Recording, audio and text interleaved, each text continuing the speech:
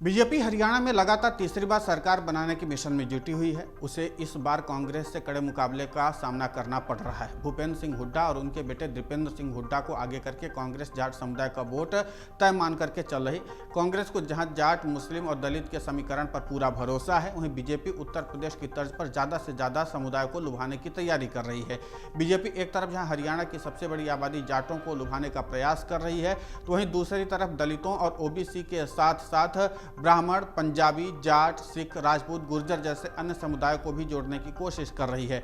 BJP की रणनीति का सबसे महत्वपूर्ण हिस्सा यह है कि जो समुदाय पूरी तरह से साथ नहीं है, उनमें से ज़्यादा वोटों का बिखराव पैदा किया जाए। यही वजह है कि जाट वोट बैंक में सेंध लगाने के लिए बीजेपी हरियाणा से सटे पश्चिमी उत्तर प्रदेश में जाटों और किसानों की पार्टी माने जाने वाले जयंत चौधरी को आगे करने जा रही है।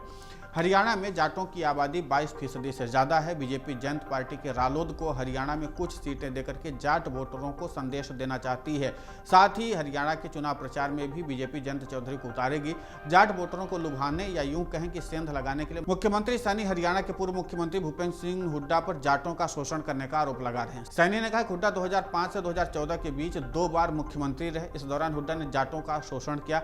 सैनी तो ये भी कह रहे हैं कि उन्होंने हाल ही में तोशाम में एक रैली भी की। इसमें जाट समाज ने खुले तौर पर हाथ उठाकर कहा कि वो बीजेपी को वोट देंगे। इसके साथ ही पार्टी राज्य में जीत हार में एक अहम भूमिका निभाने वाले अन्य समुदायों पर भी फोकस कर रही है।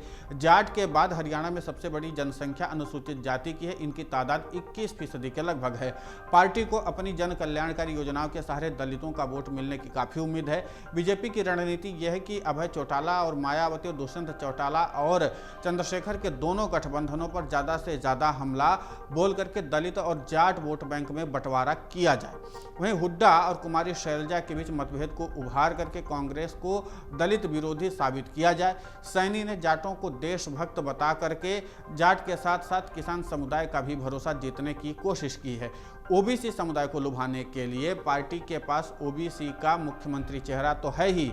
ऐसे में बीजेपी को लगता है कि ओबीसी समाज एकजुट होकर उसे वोट करेगा। राज्य की आबादी में 7.5% हिस्सेदारी रखने वाले ब्राह्मण समुदाय को लुभाने के लिए ही पार्टी ने अपने ब्राह्मण नेता मोहनलाल बडौली को हरियाणा का प्रदेशाध्यक्ष बनाया है। इसके साथ ही पार्टी 8% वाले पंजाबी और 5% वाले वैश्य और 4% वाले जाट, सिख और 3.5% वाले राजपूत और लगभग इतनी ही संख्या वाले गुर्जर और अन्य समुदाय को भी लुभाने के लिए पूर्व मुख्यमंत्री मनोहर लाल खट्टर के अलावा पंजाब, दिल्ली, पश्चिमी उत्तर प्रदेश और राजस्थान के नेताओं को भी अलग अलग इलाकों में जिम्मेदारी दे रखी है। हालांकि प्रदेश के मतदाता जातवाद की बेड़ियों को तोड़ने में काफी हद तक सफल भी रहे थे पिछले विधानसभा चुनाव में। अब एक बार फिर से विधानसभा चुनाव में मतदाताओं के सामने जातिवादी राजनीति करने वाले राजनीतिक दलों को सबक सिखाने का भी बड़ा मौका मिला है। विधानसभा चुनाव के लिए टिकट बंटवारे को लेकर के पहले आपकी रणनीति चल रही है। कांग्रेस और भाजपा एक दूसरे के प्रत्याशी घोषित होने का इंतजार कर रही है ताकि सोशल इंजीनियरिंग के सहारे जीत सुनिश्चित की जा सके। क्षेत्रीय दल जननायक जनता पार्टी और इंडियन नेशनल लोक दल ने यही रणनीति अपनाई है। प्रदेश की राजनीति से जुड़े अधिकतर विशेषज्ञ भी यही मानते हैं कि संसदीय चुनाव में मतदाताओं ने राजनीतिक दलों द्वारा खेले जाने वाले जातिगत कार्ड को नकारने की अच्छी पहल की है, जिसे आगे भी जारी रखने की जरूरत है। वर्ष 2019 में हुए लोकसभा और विधानसभा चुनाव में जातिगत समीकरणों का पूरा असर रहा था। मोदी लहर में सवार भाजपा ने इसका पूरा लाभ उठाते हुए न केवल लोकसभा चुनाव में बल्कि सभी 10 सीटें भी जीती थी, बल्कि विधानसभा चुनाव में भी सबसे ज्यादा सीटें हासिल करते प्रदेश में सरकार बनाई थी।